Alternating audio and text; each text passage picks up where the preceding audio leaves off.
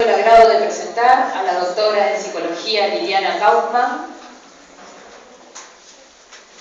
Es profesora adjunta en la materia actualización del pensamiento contemporáneo sobre la subjetividad y la intersubjetividad del doctorado de psicología. Doctora, voy a resumir esto porque es un poquito largo, ¿sí? Es directora responsable de otros cursos de formación en redes, red de educación especializada en acciones de inclusión del niño con autismo en la escuela común, y tiene una vasta trayectoria clínica. Es la autora del libro Soledades, que en el simposio del año 2010 lo presentamos en Uruguay, y que si a alguien le interesa, con todo gusto podemos establecer redes para que le llegue esta propuesta, que es bien interesante.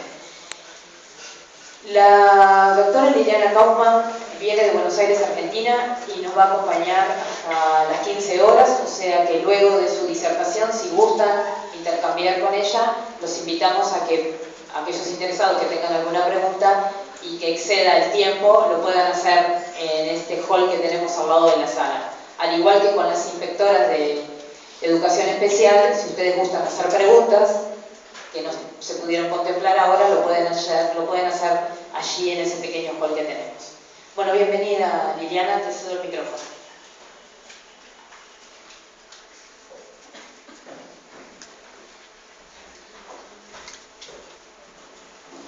Bueno, buenos días y muchas gracias Elizabeth por la invitación. Siempre es un gusto compartir con ella y con todos ustedes los nuevos pensamientos y nuevos avances que cada uno va descubriendo en el campo del autismo. Tal como fueron diciendo las colegas que expusieron anteriormente, el autismo es un tema muy complejo, de definir, de tratar, de ubicar, de entender, y requiere de todos nosotros las mayores posibilidades de ponernos en el lugar de esos niños y tratar de entender por dónde van sus intereses, sus deseos, sus capacidades, para que desde ese lugar le brindemos la mejor de las posibilidades para que ellos puedan participar lo más felices posibles en el mundo con otros. Como todos sabemos, el autismo ha sido objeto de estudio de muchas disciplinas. Cada una de ellas hace un aporte diferente y diferencias que son terriblemente sustanciales entre sí. Sin embargo, hay un hito y hay un tema de la cual todos se refieren, y es el tema de la soledad. La soledad y el aislamiento, tal cual lo describió Leo Kanner por primera vez en 1943. Es un rasgo característico de los niños con rasgos autistas, y es un tema, digamos, que nosotros tenemos que tratar de entender por qué ellos se sumergen en esa profunda soledad. Voy a mencionar algunas de las disciplinas que se ocuparon del tema de la soledad.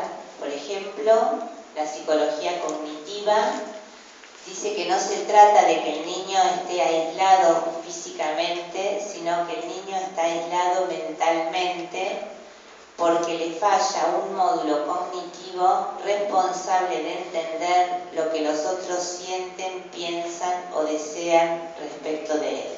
Esa es una posición.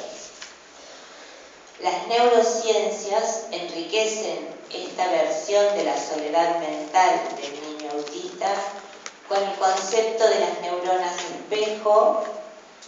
Desde esta perspectiva se piensa, digamos, que este grupo neuronal que funciona con ciertas deficiencias nos impide comprender la subjetividad de los otros, y que en los niños con autismo fallaría este grupo neuronal.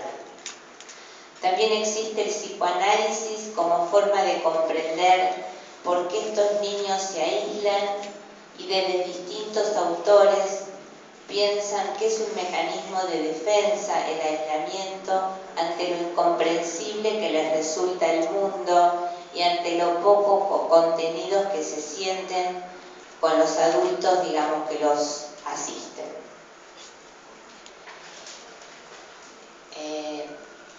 Yo les voy a contar un poquito el pasito más que intenté dar respecto de esta soledad.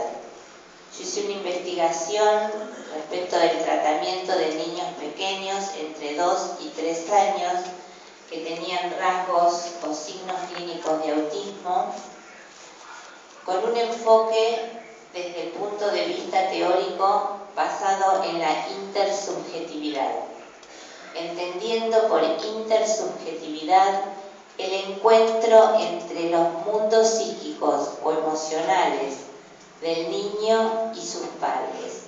¿Cuáles son los efectos recíprocos entre las emociones del niño, los afectos, su psiquismo y las emociones que sienten los padres respecto de él?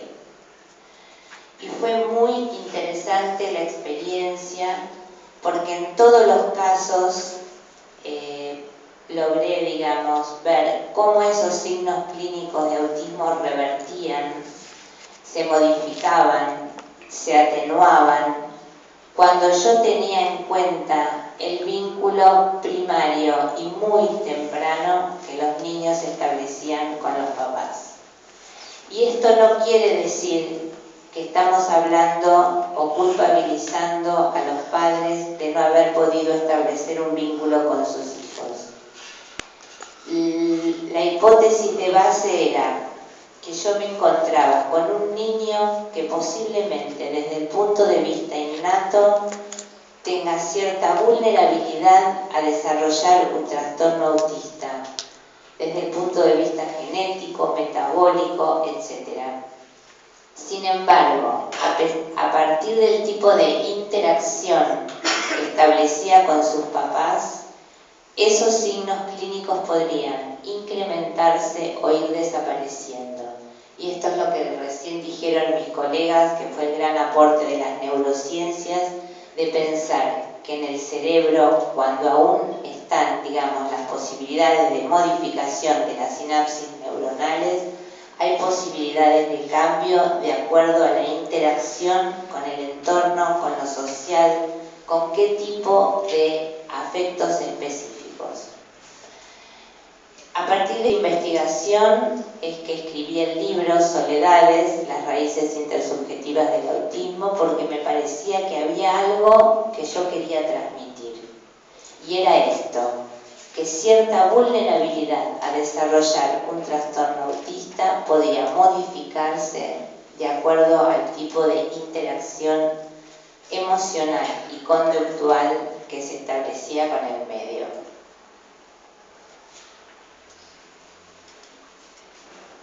También advertí en muchos casos que esa vulnerabilidad a desarrollar un trastorno autista se incrementaba cuando los padres se relacionaban con el niño de acuerdo a lo que los médicos le habían transmitido respecto de lo que es el autismo. Y este es un capítulo aparte para que todos pensemos, y es cómo se transmite un diagnóstico a unos papás de un niño que tiene entre 1 año y medio y 2, un niño con todas las potencialidades a desarrollar, y a un niño, digamos, que no sabemos cómo va a seguir su desarrollo. Hay muchos profesionales que se basan en que hay que decirles la verdad a los padres, o sea, su verdad, y les dicen que el niño es autista, que porque es autista no se va a curar, porque el autismo es orgánico y no tiene posibilidad de cura, y les dicen que el niño por su afección no puede entenderlos, no puede sentir lo que ellos sienten por él, no pueden anticipar sus deseos, no pueden anticipar sus intenciones. Y esos papás tan frágiles, tan desesperados y con un dolor terrible, tienen distintos tipos de conductas de acuerdo a cómo sea la personalidad de cada uno de ellos. Pero en casi todos los casos, lo que yo, digamos, encontré como coincidencia es que los padres, frente a ese dolor, tienden a aislarse, se repliegan y de alguna manera reproducen especularmente el aislamiento del niño. y en esos casos el aislamiento inicial del niño se incrementa y se incrementa el aislamiento de modo recíproco. En cambio, si una vez iniciado el trabajo terapéutico, los padres pueden empezar a ver que las conductas del niño no tienen que ver porque es autista, digamos, sino porque es un niño que tiene ganas de expresar algo y ellos tratan de comprender que eso que está expresando no tiene que ver con lo que se dice que es autismo, sino con lo que ese niño siente, y tratan de empezar a jugar y tratan de empezar a devolverle otra imagen de sí mismo que no sea la de un síndrome, el niño progresa rápidamente. Yo estoy hablando, digamos, de casos de niños muy pequeños, tomados muy a tiempo, con detecciones muy precoces, y quiero hacer, digamos, una diferencia entre lo que es el autismo primario y el autismo secundario. Hablamos de autismo primario, de esos niños que nacen desconectados, ni bien nacen, y que es muy difícil llegar a ellos, y de los niños como los que describió Leo Kanner, que empiezan a perder ciertas adquisiciones entre los 12 y 18 meses. Los niños que yo tomé para mi investigación eran niños como los que describió Leo Kanner, que hasta el año y medio no se detectaban, digamos, conductas significativas, y luego comenzaron a perder el habla y el interés por estar con los demás.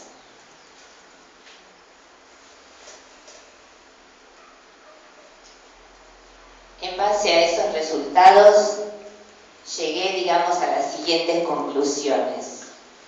Cuando se interviene tempranamente en las áreas del desarrollo de un niño entre los 12 y 18 meses, en el momento de que existe mayor plasticidad neuronal, desde el punto de vista, digamos, de la intersubjetividad, el niño constituye su subjetividad en el seno de esta subjetividad, y el autismo cambia el rumbo de su evolución.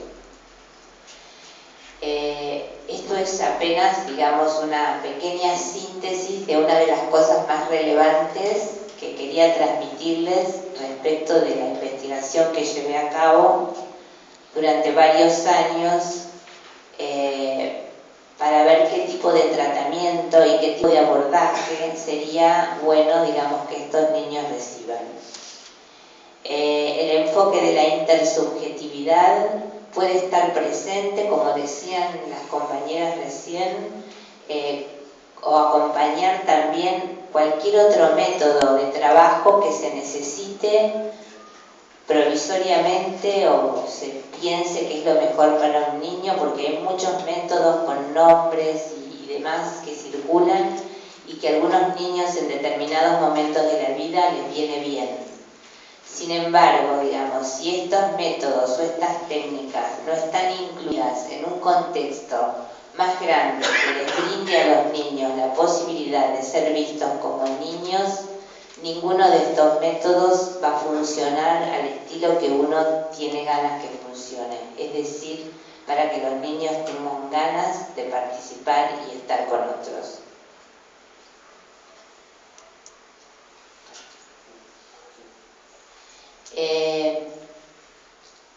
Este enfoque de la intersubjetividad me llevó también a pensar qué pasaría o cómo podríamos aplicarlo en el ámbito de la inclusión de los niños en las escuelas comunes. Y este también fue un gran desafío para mí, poder empezar a capacitar y poder empezar a coordinar equipos de trabajo, porque también coincido, tenemos muchas coincidencias con la gente que habló, digamos, recién, que las cosas no se hacen de a uno, que hay que poder tener una mirada compleja, pero en este sentido, digamos, yo lo que quiero, para no repetir lo que ya fue dicho y con tanta claridad, es ¿Qué pienso yo desde el punto de vista de la constitución subjetiva de que un niño participe en la escolaridad común? Y una de las cosas, digamos, más importantes que yo vi es que los niños constituyen su subjetividad en un momento de la vida donde necesitan identificarse con modelos de interacción que no siempre sean similares al suyo. Si los niños en la escuela aprenden a jugar, aprenden a interactuar, aprenden a socializarse, aprenden a hablar y aprenden a tener en cuenta el punto de vista del otro. Todas estas son habilidades y competencias del desarrollo aptas para que tienen que, digamos, adquirir todos los niños. Para los niños con dificultades en la adquisición de estas áreas, si les ofrecemos un modelo de interacción similar al suyo, es decir, con niños que no hablan, que hablan poco o que tienen dificultades para jugar, no estamos potenciando el desarrollo de esas habilidades que nosotros necesitamos que desarrollen ellos y los demás niños de la escuela.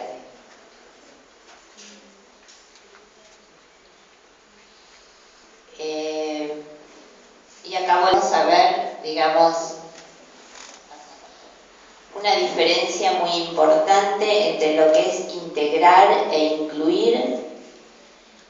Lo voy a hacer también muy breve porque ya fue hablado esto. Integrar se usaba antiguamente como posibilidad de colocación de un niño en una escuela con una maestra integradora y con un proyecto pedagógico.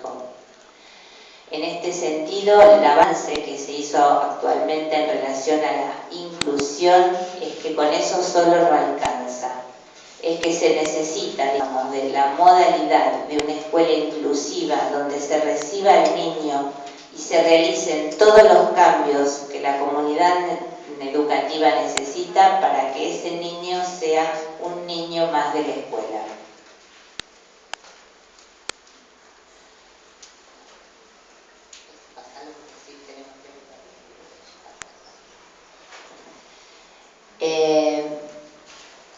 Y desde el punto de vista de la subjetividad, lo que quisiera transmitirles es que uno de los sentidos más importantes que para mí tiene el vínculo y el contexto que se da en una escuela inclusiva es conformar un espejo que le permita al niño constituir una imagen de sí mismo con la cual identificarse como un ser pensante y deseante, es decir, como un semejante humano.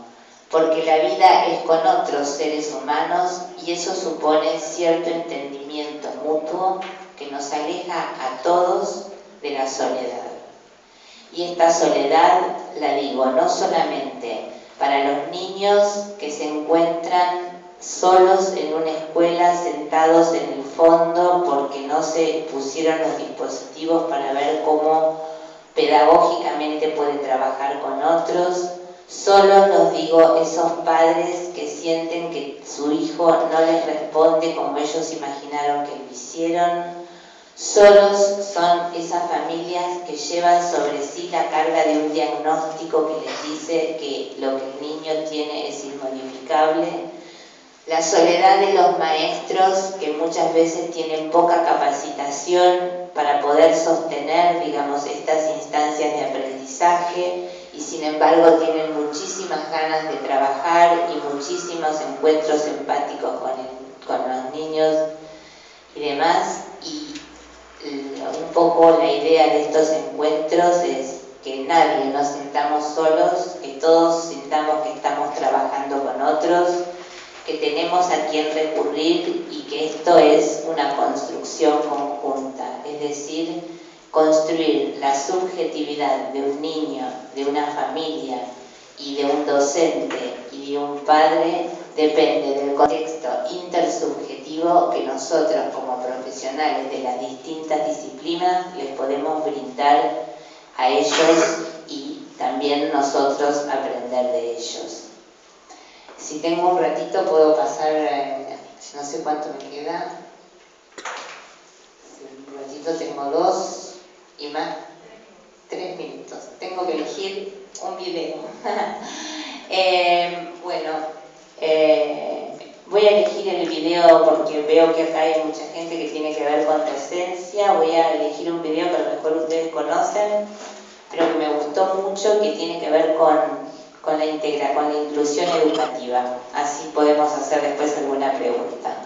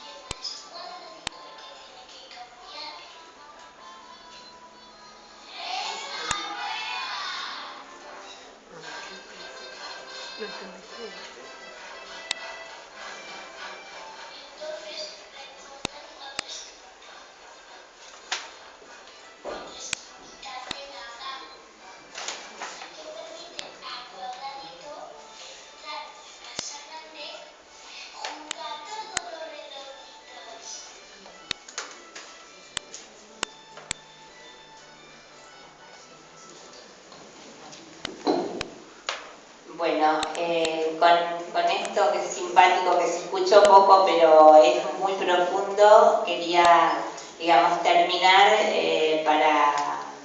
por hoy y dejar abierto a ver si me quieren hacer alguna pregunta, una que no tenemos mucho tiempo.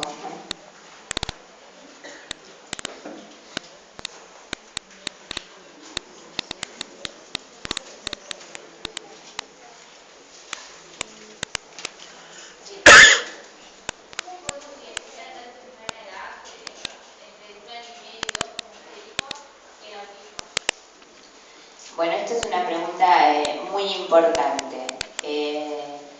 El autismo como autismo en esa edad no se identifica como cuadro, salvo que sea ese autismo primario que yo te decía que los niños nacen absolutamente desconectados. Hay un espectro muy amplio de conductas que nos pueden llevar a pensar que ese niño tiene dificultades en relacionarse con otros. desde el lenguaje, desde lo actitudinal, desde conductas estereotipadas, desde la imposibilidad de sostener la mirada, desde rigideces con la comida, o sea, hay una serie de conductas que afectan distintas áreas del desarrollo que hay que tenerlas miradas de alguna manera. Y pueden ser momentos transitorios de la evolución de un niño, o eso mismo puede transformarse en un cuadro más complejo.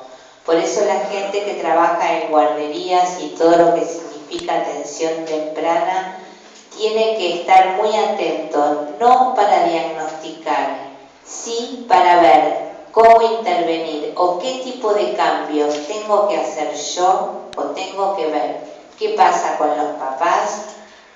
Por ejemplo, si el niño no sostiene la mirada, un papá te puede decir, bueno, está en la suya, es buenísimo, no molesta.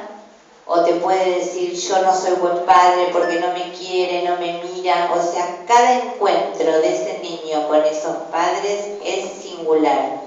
Entonces hay que ver qué le pasa a cada familia con ese tipo de conductas, qué tipo de intervenciones ellos hacen y hacer, digamos, un seguimiento muy de cerca para ver cómo modificar esa interacción o esa conducta y estar de cerca en el desarrollo. Siempre trabajando con los padres desde esa perspectiva. ¿Qué sienten, qué piensan y qué les pasan a los padres cuando empiezan a aparecer esas conductas diferentes de sus hijos?